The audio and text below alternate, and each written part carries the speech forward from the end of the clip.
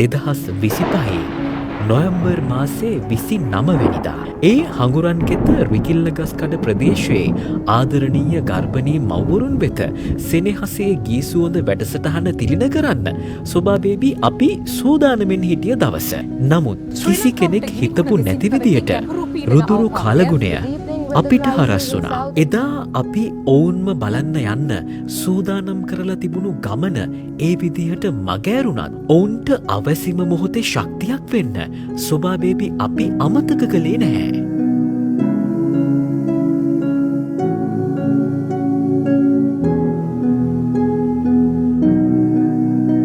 මේ වැඩසටහනේදී හඟුරන්ගෙත සෞඛ්‍ය වෛද්‍ය නිලධාරී කාර්යාලය සමග එක්වෙලා ආපදාවෙන් හානියට පත් වුණු ගර්භණී මව්වරුන් වෙත දරු ප්‍රසූතිය සඳහා අත්‍යවශ්‍යම දේවල් එක්ක රෝහල් භාණ්ඩ කට්ටලයක් සහ සොබා බේබී නිෂ්පාදන කට්ටලයක් අපි ඔවුන්ට ලබා දුන්නා.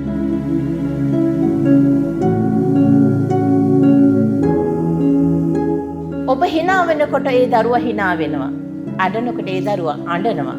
අත්දැකීම් හැම දෙයක් මේ දරුවා ගන්නවා. අවශ්‍ය ඩිස්පෙන්සරියට ආවම පස්සේ සමහර අම්මලා කියනවා මේ ළඟදී ආව අම්මෙක් O level විභාගෙට ලියන දුව ලෙඩ වෙලා ඇවිල්ලා කියනවා සර් මේ තමයි මගේ ජීවිතේ. මට විභාග කරගන්න බැරි වුණා. අප්පච්චි නැති වුණා.